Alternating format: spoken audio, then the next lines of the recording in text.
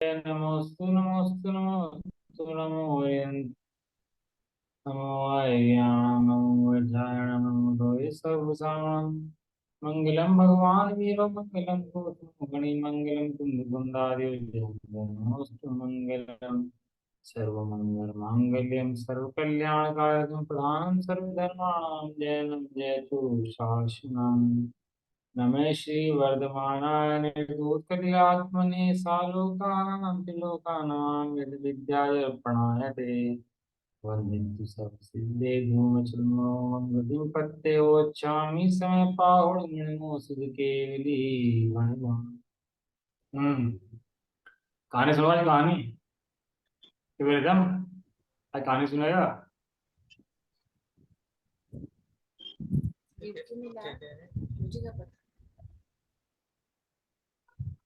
आवाज नहीं आ रही। क्या चीज? आवाज नहीं आ रही है। अब आ रही है। हाँ कहानी सुना कहानी।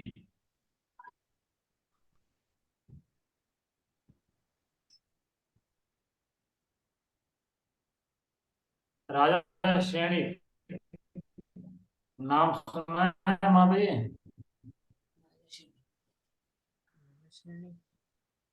राजा श्रेणी का नाम सुना है।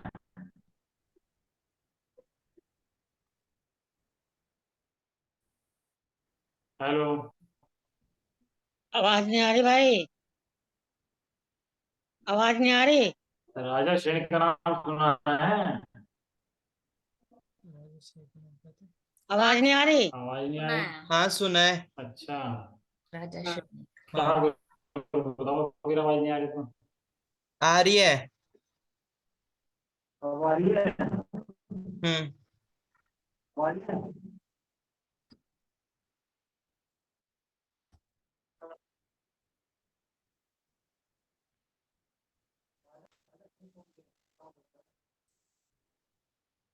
मुझे आवाज नहीं आ रही, मुझे आवाज नहीं आ रही। आवाज नहीं आ रही है। ना मुझे नहीं आ रही।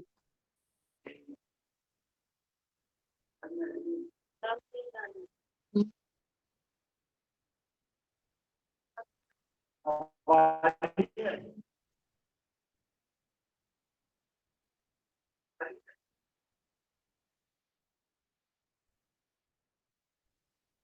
शाम के टाइम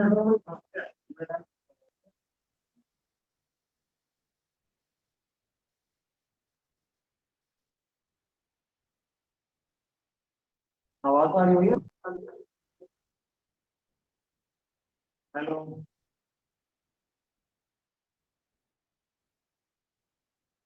हेलो आवाज नहीं आ रही। हेलो, आवाज नहीं आ रही भाई।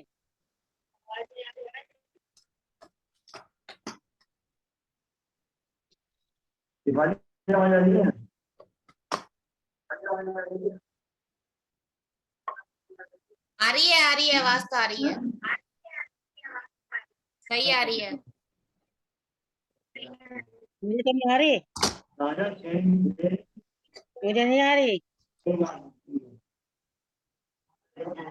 वीडियो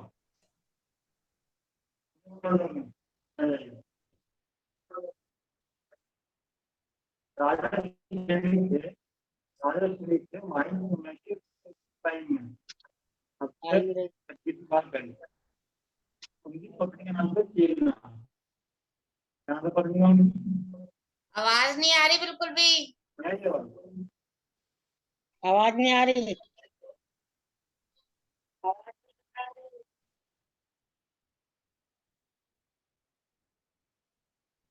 चार लोग बताओ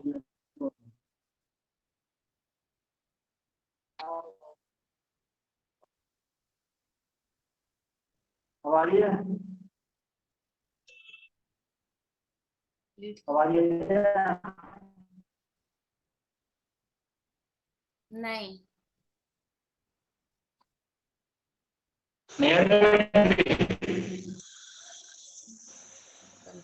कट रही है। क्लास ऐड करते हैं अभी जी और अब दिवाली पढ़ा ले दिवाली तुम पढ़ा लो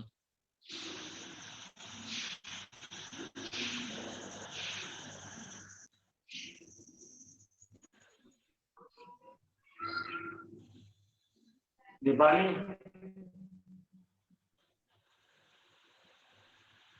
तुम पढ़ा रहे हो?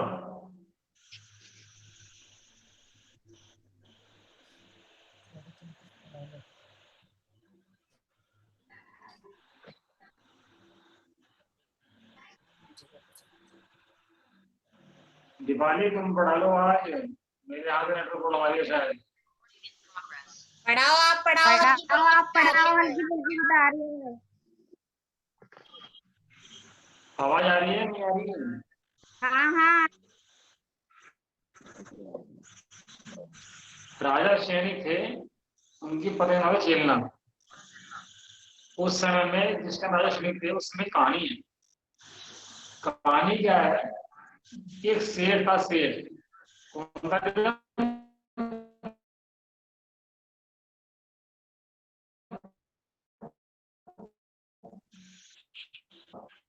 शेर से क्या हुआ? आवाज आ रही है नहीं आ रही है? हाँ आ रही है। हाँ, तो शेर था। उस शेर का क्या हुआ कि एक उस पर वो था घड़ा सोने का। सोने का घड़ा उसने दबा दिया जमीन के अंदर। जिस जगह जमीन में दबा हुआ था उस समय तो वहां पर मुनिराज आए रुकने के लिए। मुनिराज तो चले गए। उसने घड़ा छोड़ने के बाद आगे घड़ा वापस, जो घड़ा जो दबाया था उसने, वो घड़ा नहीं था। उसे लगा घड़ा चोरी हो गया। तो उसने सोचा कि हाँ मुनिराज आए थे तो शायद मुनिराज ने घड़ा चोरी कर लिया। धर्मात्मा जी लगा से, लेकिन उसे लगा शायद मुनिराज ने घड़ा चोरी कर लिया। तो मुनिराज के पास गया तो मुनिराज से उसने बहस तो नहीं करी, लड़ा तो नहीं, लेकिन उनसे कहानी सुनाई मुझे। उसने एक कहानी सुनाई, फिर मुनिराज ने कहानी सुनाई, फिर उसने सुनाई, फिर मुनिराज ने सुनाई। इस तरह 10 कहानियां सुनाई आपस में। 10 उसने सुनाई, 10 लास्ट में जब मुनिराज थक गए, कहने कुछ नहीं सकता, तो मुनिराज जो है आराम से चुप बैठे, शांत बैठे, क्या पूछ सकता। बाई चांस हुआ क्या था, घड़ा चोरी हुआ, वो उसके लड़के ने ही चोरी करा था। वो दीवार के पीछे खड़ा हुआ सुनती बात। बाद में इतनी गाली आई अपने ऊपर, वो घड़ा लेकर बाप के पास आया अपने, ये रहा घड़ा, मैं तो जा रहा हूँ, और वो नहीं बन गया।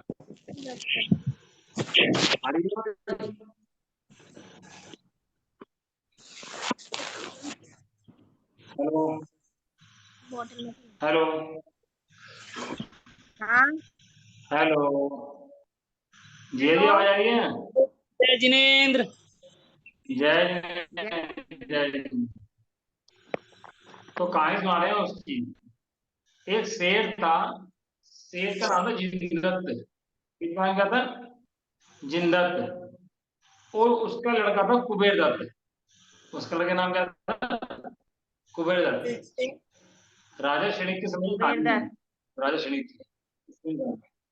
तो जिंदत था और उसका बेटा था कुबेर, वो बहुत व्यसनी था। तो शेर जिंदत ने एक तांबे के घड़े में रत्न भरकर हैं सिंहासन के नीचे गड्ढा गहरा खोद के छुपा दिया। उसको छुपा के रख दिया गहरे गड्ढे में, एक घड़े को उसके अंदर। आवाज आ रही है नहीं आ रही है?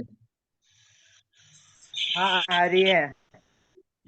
किंतु कुबेर दत्त लड़का था, उसने देख लिया। उसने ऐसा वैसे देख लिया तो वहां घड़े को खाड़ करके अपने 25 स्थान पर आकर रख दिया कि भाई अपने तो 25 स्थान पर रखता हूँ कहीं जहाँ पे था। वहां पर मुनिराज चातुर्मास हो रहा था। कुछ दिन चातुर्मास होने के पश्चात मुनिराज का ध्यान खत्म हुआ, उन्होंने वहां से प्यार कर दिया। वहां से चले जाने के बाद जिंदत को अपने धन की याद आई, और जिसने उसे स्थान पर रखा था उसने वहां उसे वहां नहीं था। तो वह बहुत दुखी होने लगा, सोचने लगा हाय मेरा धन कहाँ गया, किसने ले लिया, मेरा प्राणों के समान धन किसके पास गया होगा, अब मैं उसे कहां से लाऊं, कैसे ढूंढूं, कौन उसकी रक्षा कर सकता है। तो विचार करते करते उसके दिमाग में आया कि यहाँ पर मुनिराज बैठे थे, यहाँ पर कोई और मनुष्य तो आया नहीं, जो मुनि थे यहाँ पर बैठे थे, उनके अलावा कोई मनुष्य तो यहाँ पर आया नहीं। तो शायद मुनिराज के मन में मलिनता आ गई होगी और उन्होंने ही ले लिया होगा। उसे सोचा कि मुनिराज से जाकर पूछने में क्या बुराई है, पूछ लूंगा कि आपने तो लिया मेरा घड़ा। ऐसा कुछ समय पर विचार कर जिनदत्त कुछ नौकर भेजे और स्वयं भी घड़े से निकल पड़ा और ढूंढने लगा। वे मुनिराज वहां पर पर्वत में विराजमान थे। जिनदत्त भी कपटवर्ती था। अचानक घूमता फिरता उनके पास गया, नमस्कार करा और कहने लगा, हे प्रभु, आपने जय नगरी छोड़ दी है। वहां सब श्रावक बहुत दुखी हो रहे हैं। आपके चले आने जाने से बहुत भाग्यहीन समझ रहे हैं। और एक बार आप उज्जैनी आवे और अब फिर से आनंद करें। जिनदत्त की यह बात सुनकर मुनराज को बड़ा आश्चर्य हुआ। अवधिगामी मुनराज थे, उन्हें उसका अभिप्राय का पता लग गया। धन के लिए ऐसी वार्ता सुनकर वे मन में विचार करने लगे कि यह धन बड़ा निकृष्ट है, दुष्ट जीवों का नाश करने वाला है। इसी तरह से उन्होंने कहा, तो ऐसे धन को धिक्कार है, इसके चक्कर में पड़कर कभी भी जीव सुखी नहीं हो सकता। इस प्रकार धन की बार बार निंदा करते हुए वह घर चला गया। तो उन्होंने ऐसा कहा कि हे नाथ, मुझे कथा सुनाइए, मुझे आपकी कथा सुनने की अभिलाषा है।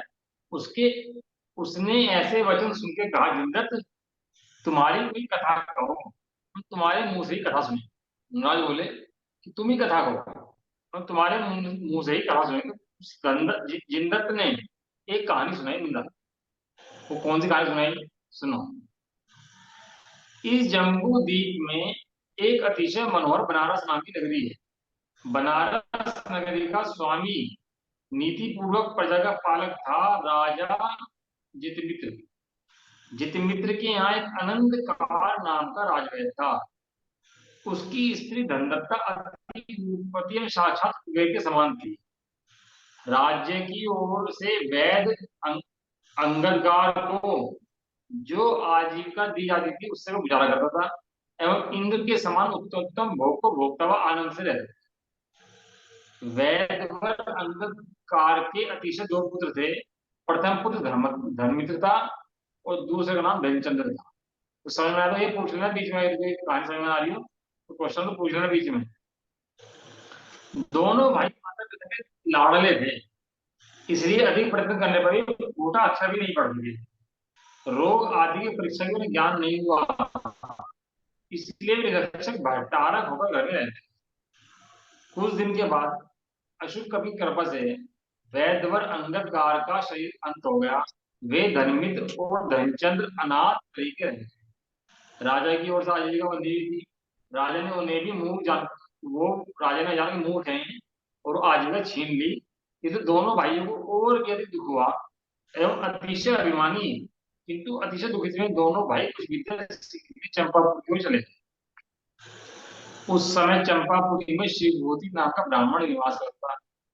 शिवभूति वैद विद्या का अच्छा ज्ञाता था, इसलिए वे दोनों भाई उसके पास गए एवं कुछ समय तक शास्त्रों का बहिर्वाह करके वैद के उत्तम जानकार बन गए। अतः उन्होंने देखा कि अब हम अच्छे विद्वान बन गए हैं, तो उन दोनों ने अपनी जन्मभूमि बनारस जाने का विचार किया एवं प्रतिज्ञा अनुसार वहां चले गए। मार्ग में जा रहे थे कि अचानक उनकी दृष्टि जाल पर पड़ी। दो भाई थे, दो भाई पढ़ के वापिस जा रहे थे। अचानक उनकी दृष्टि जो है जाते जाते शेर पर पड़ी। व्याघ्र अंधा था, व्याघ्र था अंधा और अंधे के ना होने से अनेक क्लेश भोग रहा था। अंधा था तो बहुत क्लेश भोग रहा था। व्याघ्र को अंधा देखकर धर्ममित्र का चित्त दया से आर्द्र हो गया। उसने शीघ्र ही अपने छोटे भाई से कहा, प्रिय धनचंद, कहो तो मैं इस दीन व्याघ्र को उत्तम औषधियों के प्रताप से अभी ठीक कर दूं। वह बेचारा आंखों के बिना कष्ट सह रहा है। धनमित्र की बात सुन धनचंद ने कहा, नहीं भाई, तुम्हें ऐसा सोचना मत करो। यह स्वभाव से दुष्ट है, इसके फंदे में पड़कर अपनी जान बचानी कठिन पड़ जाएगी। दुष्टों पर उपकार करने का फल नहीं मिलता। ये बात वो मुनराज को इसलिए सुना रहा था क्योंकि मुनराज को दुष्ट कह रहा था कि मैंने तुम्हें जगह दी, अपने नगर में रखा और तुमने गढ़ चुरा दिया। मुनराज कह रहा था दुष्ट और बहाना मारा था कहानी के अंदर। आवाज आ रही है मेरी एकदम? हाँ आ रही है। हाँ, समझ में आ रही है कहानी, नहीं आ रही है? हाँ आ रही है। हाँ, तो रास्ते में एक शेर मिला, अंधा था। एक भाई ने कहा कि मैं तेरी आँख ठीक कर देता हूँ। तो दूसरे ने कहा भाई दुष्ट है ये, दुष्टों को भाई पाप का फल नहीं मिलता, हमारे पास रहने तो आवाज दे। कट कट के आ रही है। हमारे पास तो आवाज अब कट कट के आ जैसी रही है भाई। अब नहीं जैसी भी सही है आ सुन रही। लो। मैं देखता हूँ कहानी व्हाट्सएप आएगा तो व्हाट्सएप करता हूँ। एक मिनट रुक जाओ, व्हाट्सएप देखता हूँ, एक बार होल्ड करो। मैं व्हाट्सएप पे भेजा हूँ उसको, व्हाट्सएप पढ़ लेना, साथ में पढ़ते भी रहो इसका, कहानी समझ में आ जाएगी। एक बार व्हाट्सएप तो पढ़ लोगे ना? हाँ, ये पढ़ते रहेंगे सुनते रहेंगे, सही रहेगा। ये तो फॉन्ट ही नहीं आ रहा है, तो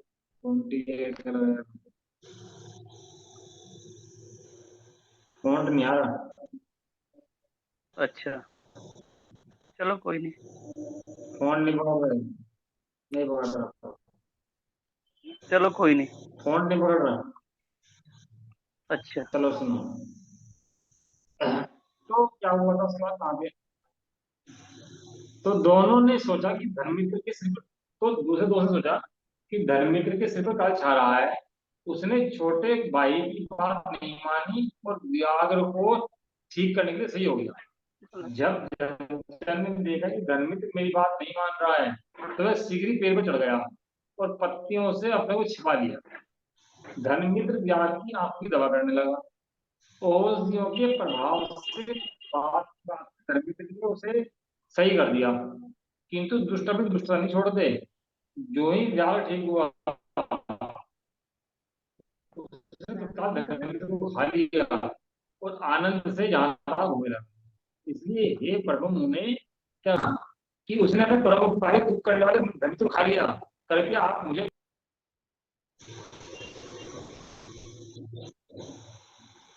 रिदम काट दें भाई। क्या? आ रही है भाई, आवाज आ रही है। हाँ जी हाँ। इतनी बढ़िया कहानी है कि उसने मुनराज को सोचा कि मुनराज ने घड़ा चोरी कर लिया। तो कहानी सुनाई कि दो भाई जंगल में जा रहे थे। एक शेर मिला जो अंधा था, उन्होंने उसकी आंख ठीक कर दी। तो जिसने आंख ठीक करी उसने उसको खा लिया। यानी कि वो ये कहना चाह रहा था कि तुम जिस नगर में आए, तुमने वहीं पे मेरा घड़ा चुरा लिया सोने का, ये तुमने अच्छा नहीं करा। सेठ जिंदत के मुख से ऐसी कथा सुनो, मुनराज ने एक कहानी सुनाई। एक कहानी सुनाई मुनराज ने भी, मुनराज ने क्या कहा सुनो, बड़े कहानी। जिंदत व्याग बड़ा कठिन निकला। निसंदेह उसने परोपकारी धर्मित्र के साथ अनुचित बर्ताव किया। तुम निश्चय समझो, जो मनुष्य उपकार का ख्याल नहीं कहानी का क्या करते नाम है इसका जो आप सुना वो रहे हो? घोर पापी हैं। संसार में उन्हें कहानी नित्य का दुख क्या नाम है? भोगने पड़ते हैं। कहानी का नाम श्रेणी चरित्र है। मैं तुम्हें कथा सुनाता हूँ, अब तुम ठीक है। जिसे तुम्हारा दर्शन दूर हो जाए। इस जम्बू द्वीप में हस्तिनापुर नाम का विशाल नगर है। हस्तिनापुर है विशाल नगर। किसी समय हस्तिनापुर का स्वामी अतिशय बुद्धिमान राजा विश्वसेन था। विश्वसेन की प्रिय भार्या रानी वसुकांता थी। वसुकांता बहुत मनोहर, बहुत सुंदर, मृगनयनी, सांगनी और खूब चंद्र थी। राजा विश्वसेन की रानी वसुकांता के उत्पन्न एक पुत्र, जो कि शुभ लक्षणों का धारक था, सदा धनवृत्ति का इच्छुक था, वीर था, सर्वोत्कृष्ट था, उसका नाम वसुदत्त था। राजा दत्त विश्वसेन ने वसुदत्त को योग्य समझकर राज्य भाग उसे दे दिया और आनंद पूर्वक भोग भोगते हुए अपने अंतर में रहने लगे। राज्य दे दिया, रहने लगे। कदाचित वे आनंद में बैठे हुए थे। उस समय कोई एक सार्थ वहां मनुष्य के पास आया। उसने भक्ति पूर्वक उन्हें नमस्कार किया। अपनी भक्ति प्रकट करने के लिए आम की गुठली उनको भेंट दी। राजा विश्वसेन ने गुठली ले ली, किंतु वे इसकी परीक्षा नहीं कर सके। इसलिए उन्होंने शीघ्र सार्थवाद देखा, कहो भाई क्या चीज है, मैं इसको पहचान नहीं सका। राजा के ऐसे वचन सुन सातवाने का कर्पनाद, समस्त रोगों का नाश करने वाले आम के फल का यह बीज, इस देश में यह फल होता नहीं है, इसलिए यह अपूर्व पदार्थ जानकर मैंने आपकी सेवा में आकर भेंट किया है। सार्थवा के ऐसे विनय वचनों से राजा हुसैन अति प्रसन्न हुए। उनका प्रेम रानी वसुकांत से बहुत था। बहुत अच्छी कहानी, ध्यान सुनना। अपनी रानी से बहुत प्रेम था, इसलिए उन्होंने यह समझा कि बिना रानी के मेरा निरोग होना किस काम का। उसने शीघ्र ही वह रानी को बीज दे दिया। राजा बीमार हो गया था, राजा को पुत्र देकर रहने लगा था। एक उसके पास व्यक्ति आया राजा के पास, उसने एक फल दिया उसको कि ये तुम ये फल खा लो, बहुत मीठा फल है, थोड़ी सा खाने के बाद वो ठीक हो जाएंगे। तो उसने सोचा कि मेरा फायदा क्या है खाने से। उसने कहा रानी को मैं बहुत प्रेम करता हूँ, मैं रानी को दे देता हूँ। तो वो फल जो है रानी को दिया। रानी का प्रेम वसुदत्त पर अधिक था, इसलिए उसने गुठली उठाकर वसुदत्त को दे दी, अपने बेटे को दे दी। जब बीच वसुदत्त के हाथ में आया तो वो उसे जान न सके कि पिता पर अधिक था, इसलिए उन्होंने शीघ्र ही वह बीज पिता को दे दिया और विनय पूर्वक प्रार्थना की। वसुदत्त के ऐसे वचन सुनकर राजा विश्वसेन ने कहा, प्यारे पुत्र, अमृत आम फल पैदा करने वाला ये आम का बीज है। इससे जो फल उत्पन्न होता है उसके समस्त रोग नष्ट हो जाते हैं। यह फल सार्थवा ने भेंट किया। ऐसे कहते कहते उन्होंने शीघ्र ही किसी माली को बुलाया और स्त्री पुत्र आदि के निरोग करने की आदत से किसी उत्तम क्षेत्र में बोलने के लिए शीघ्र ही आज्ञा दी। राजा की आज्ञा अनुसार माली ने उत्तम क्षेत्र में बोल दिया। प्रतिदिन स्वच्छ से सिंचाई प्रदान कर दिया। कुछ दिन बाद माली का परिश्रम सफल हो गया। वह वृक्ष उत्तमोत्तम फलों से परिपूर्ण हो गया एवं प्रतिदिन माली को आनंद देने। किसी समय गिद्ध पक्षी आकाश मार्ग से किसी एक जहरीले सर्प को मुख में दबाए चला जा रहा था। एक गिद्ध था, आकाश मार्ग में उसके मुंह में सांप दबा हुआ था जहरीला। भाग्यवश एक फल पर सर्प की विष की बूंद गिर गई। विष की गर्मी से वह फल भी जल्दी पक गया। विष की गर्मी से वह फल भी जल्दी पक गया। माली ने आनंदित होकर फल तोड़ दिया और उसे राजा की सभा में जाकर भेंट दिया। राजा विश्वसेन को फल देखकर बहुत आनंद हुआ। उन्होंने माली को उचित पारितोषिक देकर संतुष्ट किया और अपने पितर को बुलाकर उसे फल खाने की आज्ञा दी। आम्रफल विष भूमि से विषमय हो चुका था, इसलिए जो ही कुमार ने फल खाया, खाते ही शरीर में विष फैल गया। बात ही बाद में मूर्छित होकर जमीन पर गिर गया और उसकी चेतना एक किनारा कर गई, मर गया। अपने इकलौते पुत्र और प्रिय पुत्र वसुमती की दशा देखकर राजा विश्वसेन बेहोश हो गए। उन्होंने वह सब कार्य आम फल का जानकर तत्काल उसे कटवाने की आज्ञा दे दी एवं पुत्र की रक्षा के लिए राजवैद्य को बुलाया। राजवैद्य ने कुमारी नाड़ी देखी, नाड़ी में उसे विष का जान पड़ा। उसने उसके शीघ्र ही आम्र फल का, उसी आम्र का एक फल मंगाया और उसे खिलाकर उसको निर्दिष्ट कर दिया। राजा विश्वसेन ने जब आम्र का फल का महत्व देखा, नहीं आवाज आ रही, क्या बताओ, रहने दो, फिर रहने दो, तो आ गया सही। और सही, हाँ मैं तो सही आ रही हेलो, हूँ। हाँ आ रही है।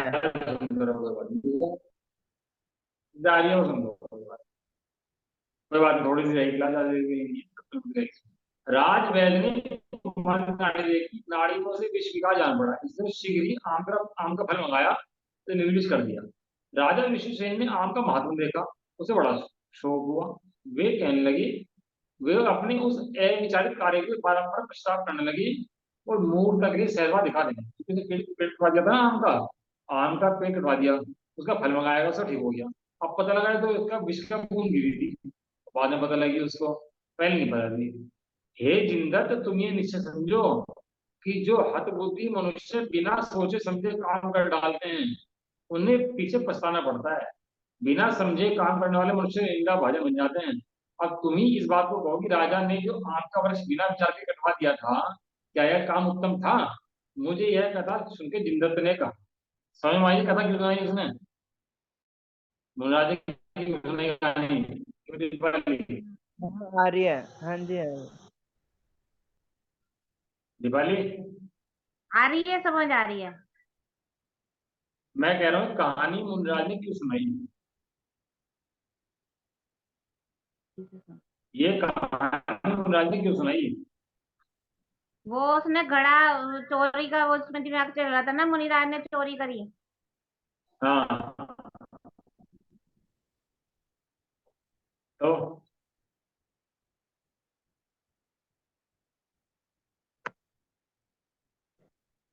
वो ये कहना चाह रहे थे कि तूने बिना सोचे समझे, बिना परीक्षा किए मेरे पे आरोप लगा रहा है, वो आरोप ठीक नहीं है। पहले परीक्षा कर ले। जैसे आम को लगा, आम से मर गया, लेकिन आम के ऊपर विष की बूंद गिरी थी, उससे मरा था वो। समझ में आया? याद है तो बिल्कुल। मुनराज ने कहानी सुनाई। तो जिंदत ने कहा, नाथ, राजा का वह कार्य बेसमझ था। मैं आपको दूसरी कहानी सुनाता हूँ, ध्यान से सुनो। अब उसने कहानी सुनाई है, 10 कहानी है ऐसी। वो ने सुनाएगा, वो ने सुनाएगा, वो ने सुनाएगा, बड़ी मजेदार कहानियां हैं उसके लिए। पहली कहानी कौन सी थी? कि उसने शेर की आंख कर दी थी और शेर ने उसे खा लिया था। ठीक है। दूसरी कहानी कौन सी है? मुनराज ने सुनाई उसको कि आम के वृक्ष की, आम के फल की। ठीक है। अब तीसरी कहानी सुनो। किसी समय किसी समय किसी गंगा किनारे एक विष्णुमूर्ति नामक तपस्वी रहता था। एक तपस्वी रहता था विष्णुमूर्ति नामक गंगा के किनारे। कदाचित एक हाथी का बच्चा नदी के प्रवाह में बह रहा था। तपस्वी की अचानक उसको दृष्टि पड़ गई हाथी के बच्चे पर। दयावश उसने शीघ्र ही हाथी के बच्चे को पकड़ लिया। वह बच्चा अच्छा लक्षण वाला था, इसलिए वह तपस्वी उत्तम फल खिलाकर उसका पोषण करने लगा। अचंद रोज में ही विशालकाय हाथी बन गया। हाथी का बच्चा नहीं निकालता है ऐसे उसने, तो बड़ा हाथी बन गया। कदाचित किसी राजा की दृष्टि इस पर पड़ गई, तो उसे अच्छा हाथी जानकर राजा ने खरीद लिया और घर ले जाकर सिखाने के लिए महावत के सपूत कर जाते। राजा की आज्ञा के अनुसार महावत सिखाने लगा। जब वह सीखने में टालमटोल करता, तब महावत उसे अंकुश मार मार के वश में कर देता। अंकुश मारता सिर पर उसके। इस प्रकार कुछ समय का हाथ मारा। जब उसे अंकुश कुछ दुख देने लगा, तो वह भागकर गंगा के किनारे उस तपस्वी के पास आ गया। उस तपस्वी का आ गया। जो ही तपस्वी ने उसे देखा, तो उसने भी उसे नहीं रखा। तपस्वी ने उसे नहीं रखा, मार पीट के भगा दिया। तपस्वी का ऐसा बर्ताव देखकर हाथी को क्रोध आ गया एवं दुष्ट ने उपकारी तपस्वी को तत्काल चीर कर मार डाला। पटक के सूंड में लेकर पटक दिया। कर्पनाथ, अब आप कहें, परोपकारी उस तपस्वी का क्या हाथी के साथ होता उत्तम था? समझ में आई कहानी? चलिए,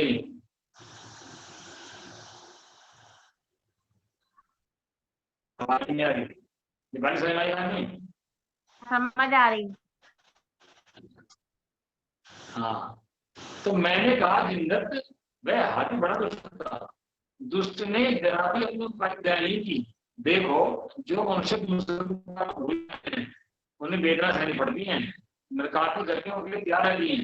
एवं बुद्धिमान लोग स्वभाव से हिंसक और उपकार के हिंसक को उतना ही भेद मानते हैं। मैं तुम्हें दूसरी कथा सुनाता हूँ। मैं तुम्हें दूसरी कथा सुना रहा हूँ, तुम ध्यान से सुनो। अब कौन सुना रहा कहानी? अब कौन सुना रहा कहानी?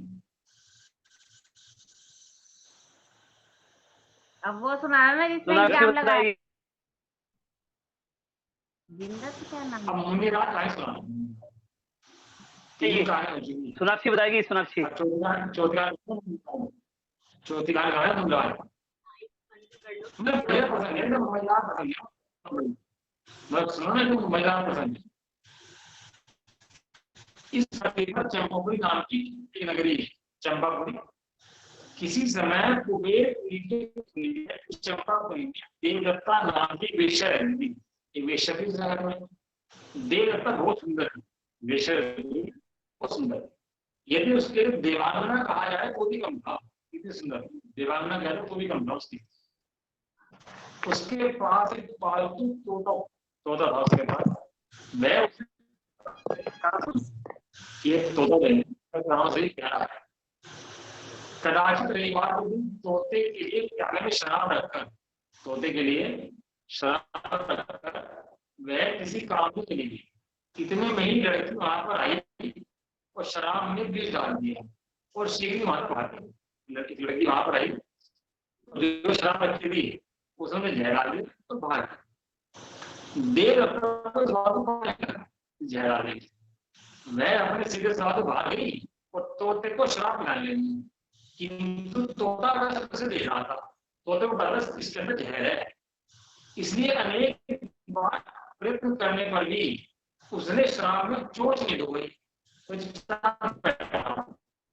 जहर इसके अंदर देवदत्ता उसे जरूर शराब पिलाने लगा। इसलिए देवदत्ता को क्रोध आ गया और उसने उसे मारकर फेंक दिया। तोते को उसे गुस्सा आ गया, फेंक दिया। अब हे इंद्र, तुम कहो देवदत्ता का यह योग्य था? भाई उसे तो पता था कि किसने करा, मुन्ना तो अधिकारी थे, उन्हें पता था जो धन चुराया है लड़के ने चुराया है इसलिए। अब वो आरोप लगा रहा उनके मुन्ना के ऊपर, तो कह रही कि जो उसे तोते को मार दिया उचित था तोते मारना इसका, तो थोड़ा सा जानता था इसमें जहर पड़ा हुआ है। जिंदत ने उत्तर दिया कि ना, यदि देवदत्ता ने ऐसा काम किया है तो परम मुक्त समय रहेंगे। मैं आपको दूसरी कथा सुनाता हूँ, तो ध्यानपूर्वक सुनो। कितनी कथाएं हो गई भैया? 4 कथाएं। पहली कथा हुई थी शेर वाली, शेर अंदर था। दूसरी कथा हुई थी आम की, है?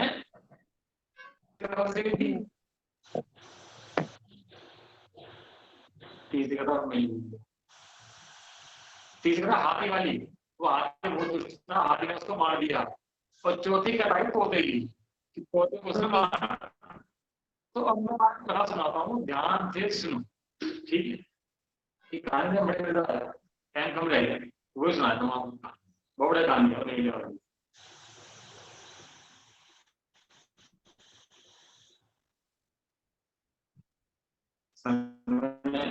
समय की तो इसलिए एक कहानी में घोड़े आया, वो बहुत खुश कहानी है। नेले कहानी है, नेले की बड़ा सब है और बड़ा बढ़िया कहानी है, और बहुत बड़ा कहानी है।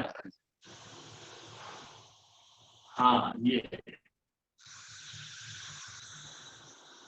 थोड़ा समय कम बच रहा है, मैं छोड़ रहा हूँ। एक स्त्री थी, उसके यहाँ तो बच्चा नहीं था, तो बच्चे ने था तो उसके यहाँ नेला निकला है। नेला पता नहीं पूर्व क्या हुआ, नेला उसने प्रेम हो गया, नेले को प्यार से पाने लगी, अच्छी कर दिया अपने आप पाने लगी उसको नेले। कुछ दिन बाद क्या हुआ, उसके बच्चा हो गया।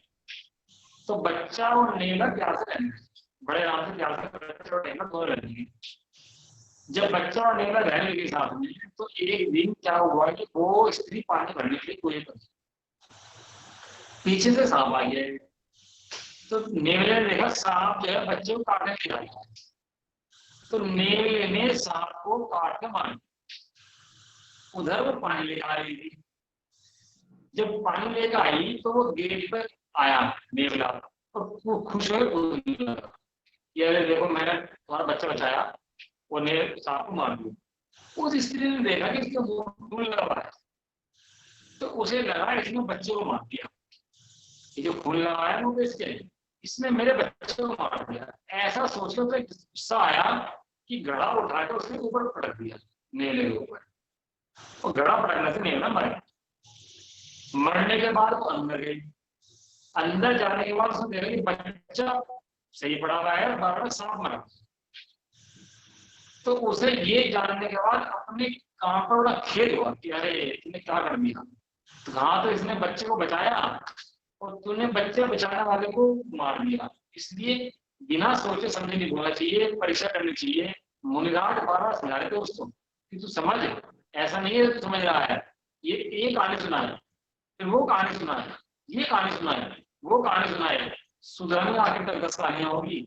उसके बाद मुनराज ने मोहम्मद गिर गया कि तेरा कुछ नहीं हो सकता, मैं चुप रहता। पीछे खड़ा हुआ लड़का जिसने झगड़ा चुराया था वो कहानी सुनता था ये सब। उसे इतना खेल आया कि बताओ मेरा बाप जो है उनके शंका कर रहा है, उसने घड़ा ला के रखा उनके स्टेट के पास कि ले रखा था घड़ा, इसे ले जा, और मुनि दीक्षा लेके मुनि मिल गया मुनि के पास। ऐसी कथाएं हैं जैसे वो कहानी इसके अंदर है। मतलब मैं तो ढूंढ रहा था वो कल से कहीं मिले कहीं मिले, आज बात हुई तो सपना क्या है तो ढूंढी तो मिली हमारे पास। आप चार्ट खोलो, मैं पीडीएफ दे दूंगा इसका, और पेज नंबर 235 से लेके 265 तक है कहानी। 30 पेज के अंदर 20 कहानियां हैं, 235 से लेके 265 तक हैं कहानियां। इन कहानियों को पढ़ना, बहुत सुंदर सुंदर कहानियां हैं। इंडिया भेज दो इसकी। हाँ पीडीएफ भेजता हूँ। 200 से लेके 265 तक मुनिराज की और उसकी आपस में कहानियां हैं। वो क्या कहते हैं कभी कैसे होते हैं, मुनिराज कहते हैं शंका मत करो, बिना परीक्षा के शंका ही नहीं चाहिए, अपना इलाज होना चाहिए, बिना शंका करे दिमाग में सोचना चाहिए ये क्या सब ये सब ठीक ऐसा हो गया होगा ऐसा हो गया होगा, तो पढ़ाई नीचे बड़े परीक्षा देख लेना चाहिए, परीक्षा करनी चाहिए, सब हो गया दिमाग से बढ़ है ना। जावाणी के ज्ञान से सूझे हो कालो, सोवाणी मस्त आदित हूँ। नौवाण होकर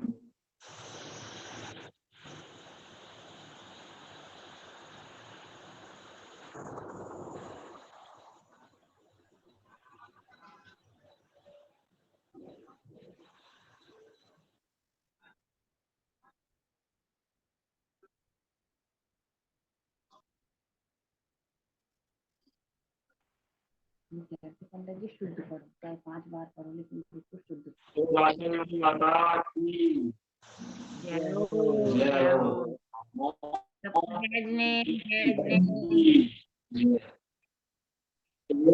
हो ये जय जय जय जय।